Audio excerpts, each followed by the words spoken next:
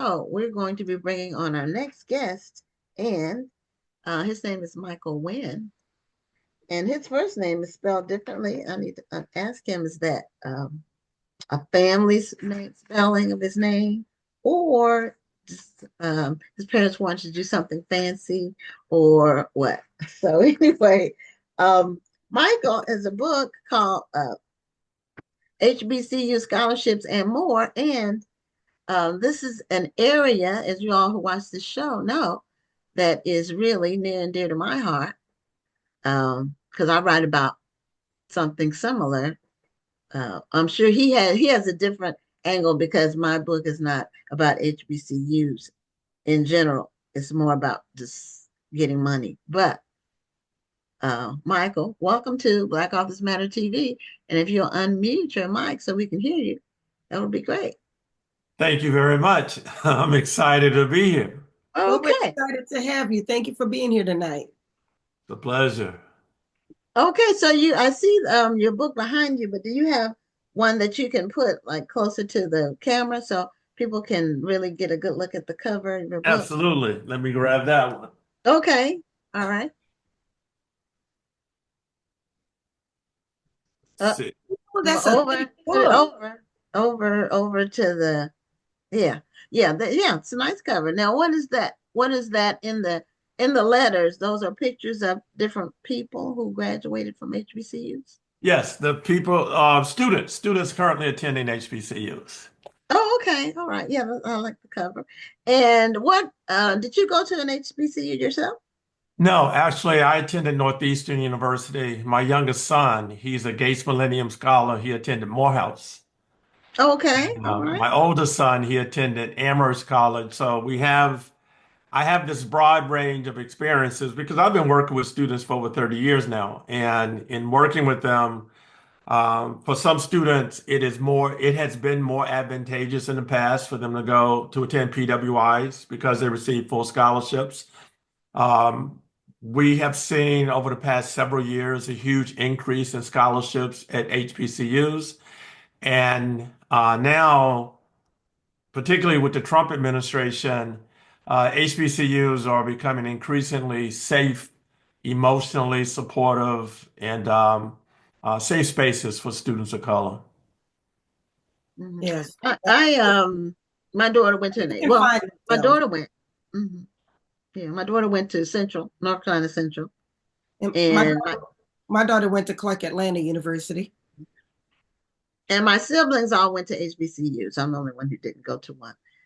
They went to my brothers both went to Hampton, and my sister went to Bennett College in Greensboro, and my brother that went to Hampton that continued his education, he went to Howard for his master's. So Just all over the place, huh, Gwen? a long history of HBCUs in my family. I Yes. just did, and you're right. The PWIs when I went, Georgetown gave me a full scholarship, and that money talks. Well, no, Well, it does talk, but here's here's a couple of things. I went to Loyola University, but and although it wasn't an HBCU, the black community in that school was very close, and that there were some students at HBCUs who felt like we were actually closer and we had more of a community, probably because there were fewer of us and we kind of watched out for each other. So sometimes it's about the experience. I think that there are a number of factors that the students have to weigh in choosing of school. Um, what I find in our work as it relates and what I've written in the book as it relates to HBCUs is that there are unique opportunities at HBCUs that are just not well publicized. Very few public school libraries have books about HBCUs. Very few of them have counselors who are experienced in the wide array of programs that are offered at HBCUs. And when we begin to talk about student loan debt, the numbers are really staggering. 86% of Black students who attend college are taking out student loans. So if students are planning to go to graduate school or school or beyond, that debt is really staggering in terms of the amount that they're assuming. Uniquely to HBCUs is that there are scholarship opportunities that are only available to students attending HBCUs. So what I try to do in this book is really cultivate this conversation of engaging and thinking about these things as students enter the ninth grade in high school. And so the students that we work with who are on full scholarship at such schools like North Carolina Central, the Cheatham White Scholarship, North Carolina A&T, the Dowdy Scholarship. They have a new scholarship, full scholarship program at Spelman.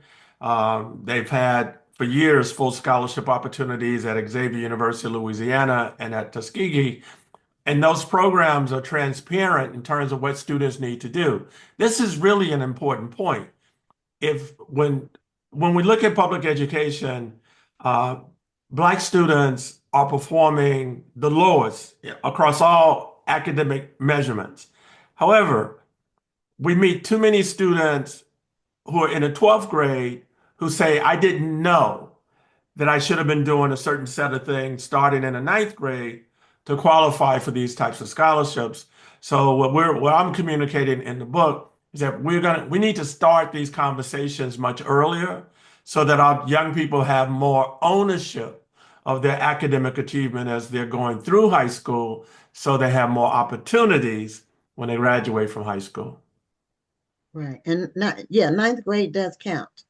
It's 9, 10, 11th, and 12th that counts towards when your ranking in high school and also the cumulative GPA. Right. And the 86% that you said is an accurate number. Um, my book is about going to college debt free because I didn't want my daughter to have debt. And so I started looking for scholarships for her in 10th grade. She was a high achiever academically, so that wasn't going to be an issue. She always was. Um, but finding the money, and she went out of state because we live in Texas. So then the fees add up. But I did not want that for her. Now she didn't get that much money from the school, and so we were applying for scholarships right and left. And so that's um, part of what I talk about is just there's money out there. I found some of the best, one of the best, the very best sources for Black students is the United Negro College Fund. They have a lot of scholarships that are only for HBCU students and some that aren't, some that are only for Black students, but they give large dollar amounts, um, at least 2,500 normally, sometimes 5,000, and sometimes 10,000.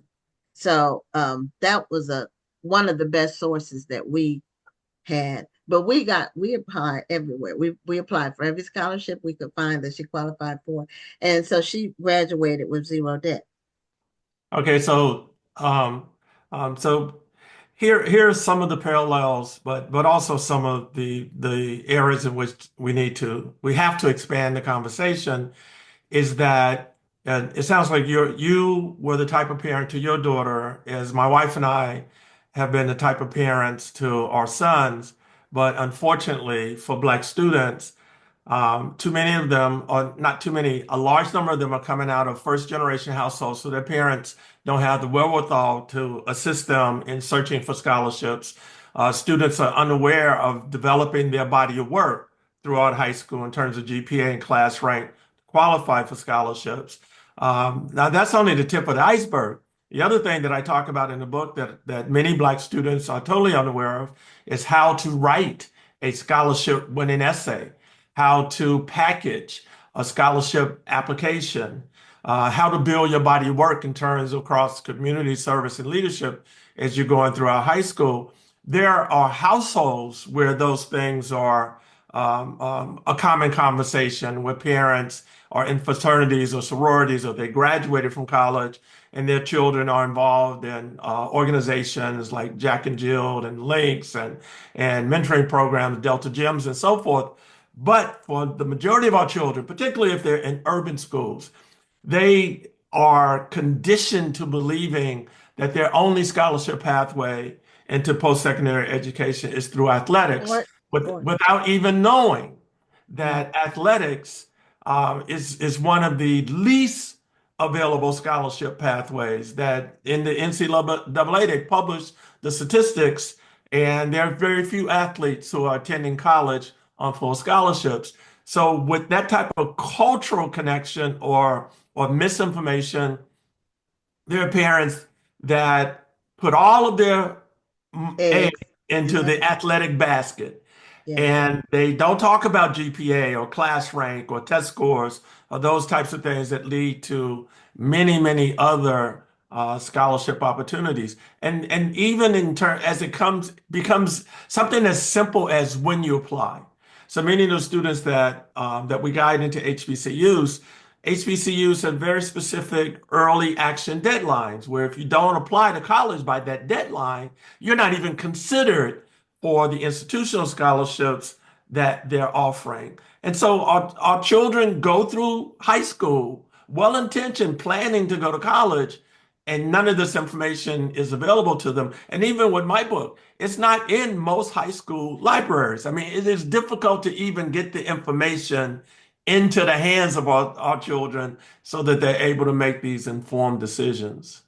Yeah, I agree with you. I my book has been out for what year are we in?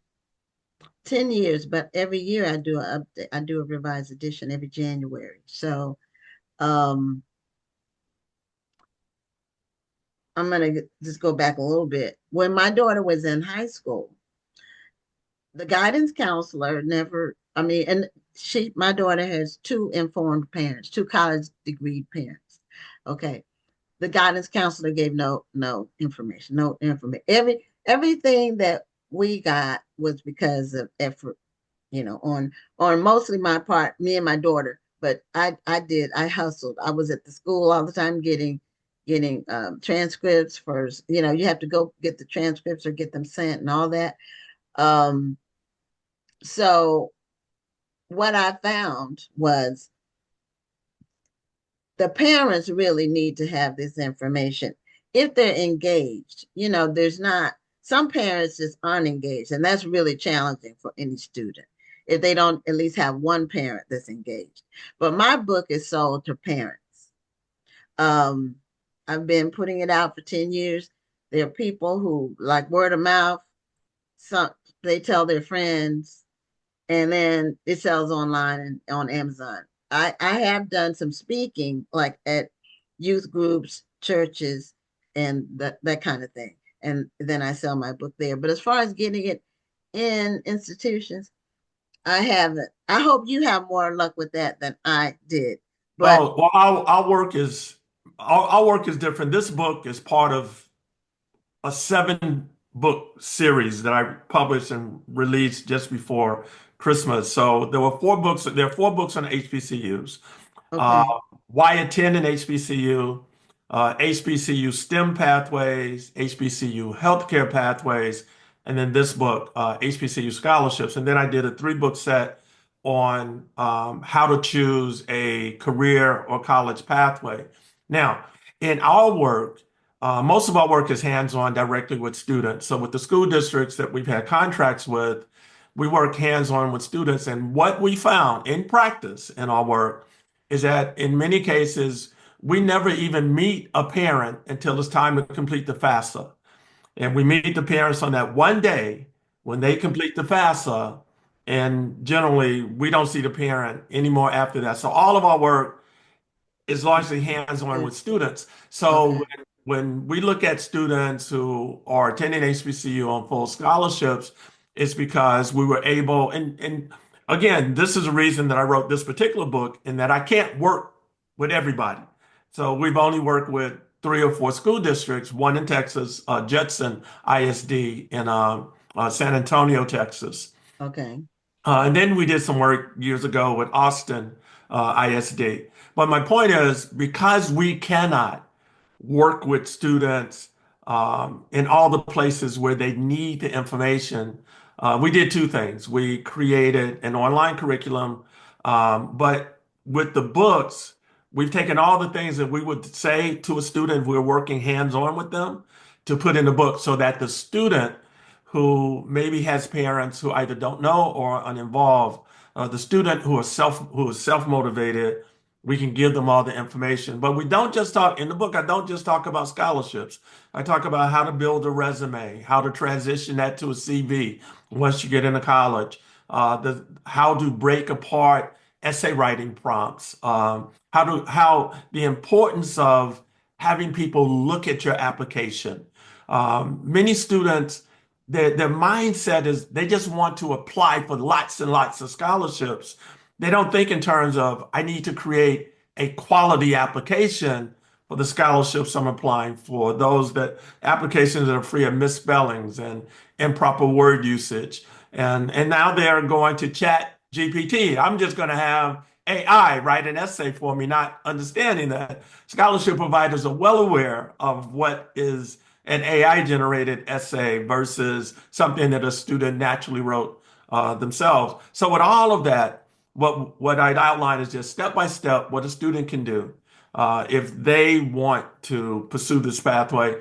And if a counselor or teacher is working with them, then that's just a bonus. And the other point that I'll make is that what I am hoping for this book in terms of distribution is that there are a lot of organizations that work with Black students. There are fraternities and sororities and Boys and Girls Club, and they are well intentioned and they do good work. But when we look at student loan debt, no one is talking about student loan debt in this work. Their focus is, I want to get you into college. Now, when we look at this black-white wealth gap, if we don't start reducing student loans, we can't close that wealth gap because students go to college and they get a degree, but they're paying back their student loans their entire lifetime, working life, and they can't build wealth to close. And I just looked at the most recent statistic, and the wealth gap is staggering. We, Black community, is at the very bottom at $44,890. Asians are at the top at $536,000. And then white households are 285,000. Hispanics are 62,000. If our children are going to continue to attend college and be burdened with student loan debt their entire lifetime, those numbers aren't going to change very much. Yeah, they All really. of that is why I wrote. Yeah, I understand because, like I say, my book is about going to college debt free. I when my daughter was in high school, well, even before high school, middle school, everyone I knew that was in their 40s was still paying student loans. Yes. That's what prompted me to I just didn't want her to graduate with debt because, like you say, it's like a mortgage without a house Yes. because of the interest. The compound interest is the killer. And it's unfortunate that a lot of students really think of the loan as their first option. They don't really, and they wait too long. Like you said, you can't wait till your senior year to start pursuing this. You have to start really in 10th grade. And you said ninth grade, which either one is great because, for one, there are actually scholarships available um, for children as young as 13. Absolutely. Absolutely. There's money out there. So you could get a head start. I have a good friend of mine whose daughter went all the way through school, graduate school too, using my book and has no debt at all. She got a master's degree, but she started her daughter in 10th grade with a scholarship for $5,000 that a 10th grader could get. And so that was how they got started. So that's one thing. But the other thing is that if there, let's say you're in the 11th grade, there's a scholarship where the deadline is September of your 12th grade year. If you wait till September, you're too late.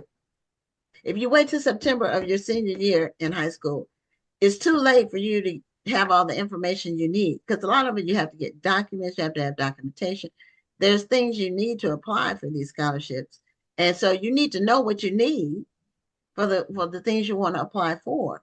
And that's And the point. You have to start this conversation early. early, yes. And whether a student starts in ninth grade, 10th grade, 11th grade, 12th grade, or the years ago, I don't know, 15, 20 years ago, I wrote a set of books, a series of books from middle school through high school, middle school plan for students with college-bound dreams and a high school plan.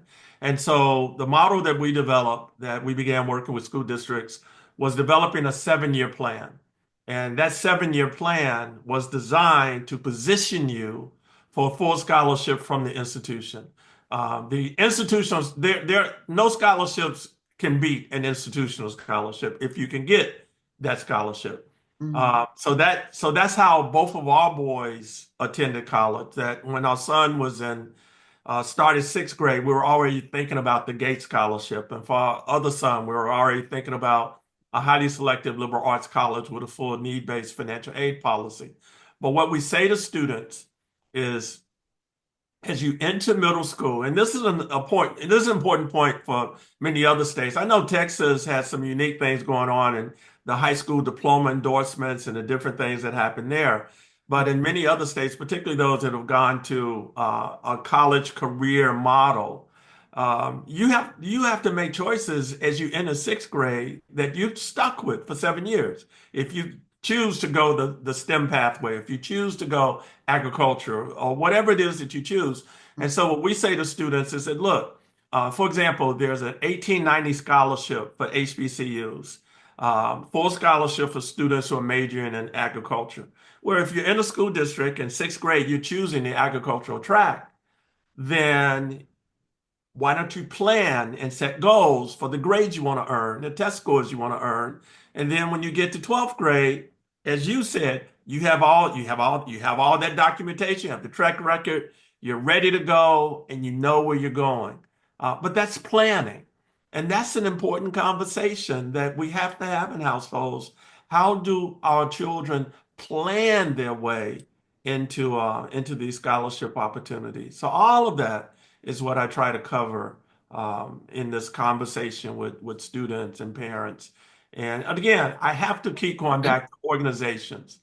Organizations in our community have a huge impact on young people.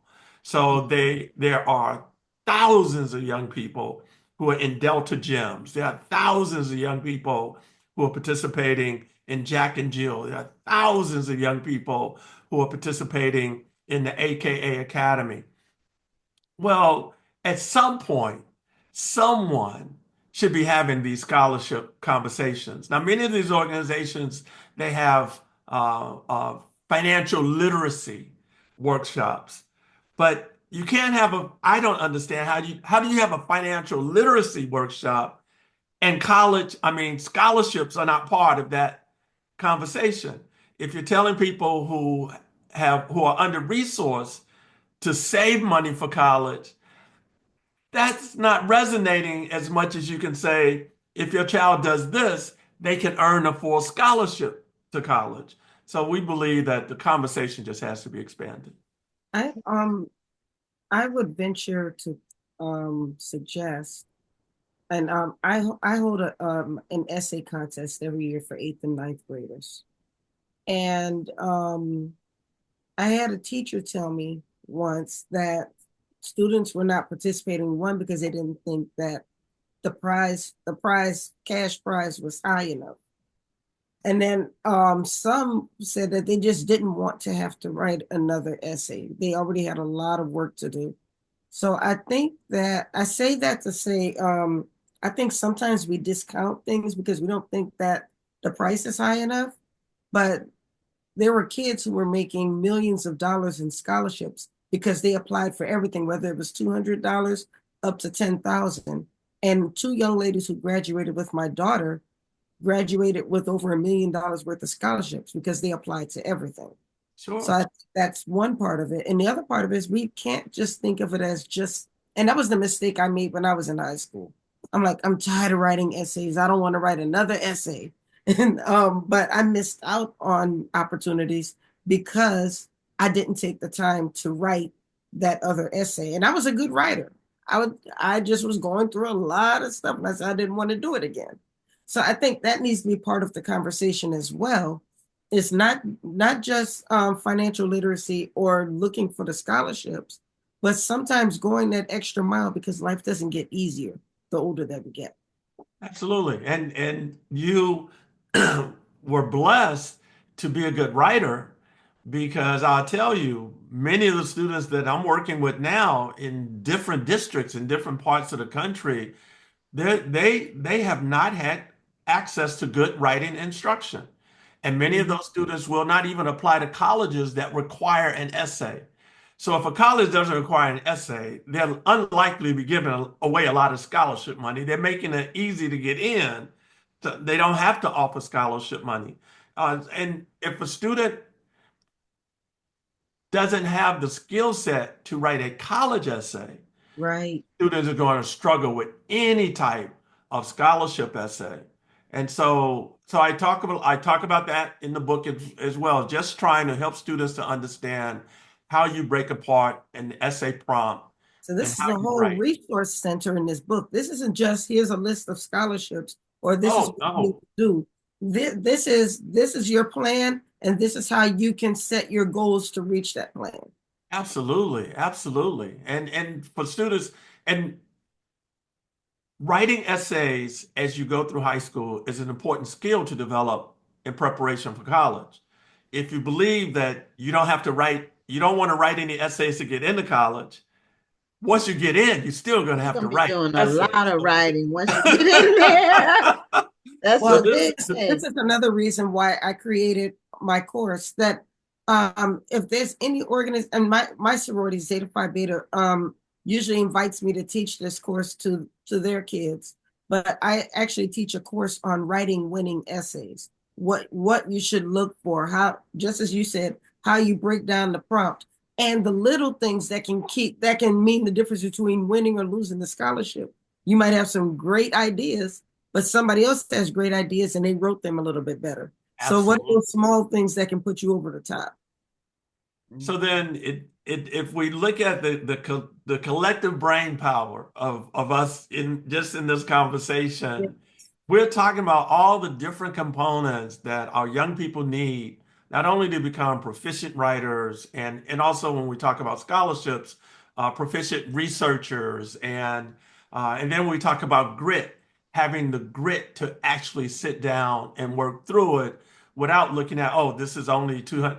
It's something when a young person says this is only $250, but they're working somewhere for $15 an hour. Right. How many hours does it take you to get to $250? Whereas you may be able to get there by a 30-minute essay and just an hour to put together a quality application. It's amazing how their minds are. And Right. then with the social media influences, that's one of the things that we've seen. They do very, very little reading.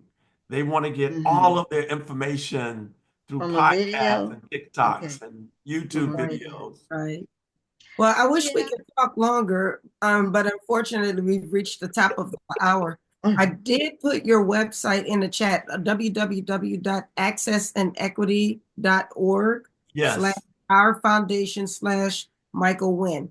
yes, So people can go to that link to purchase your book. yes, absolutely. And they can see all the titles that I've written.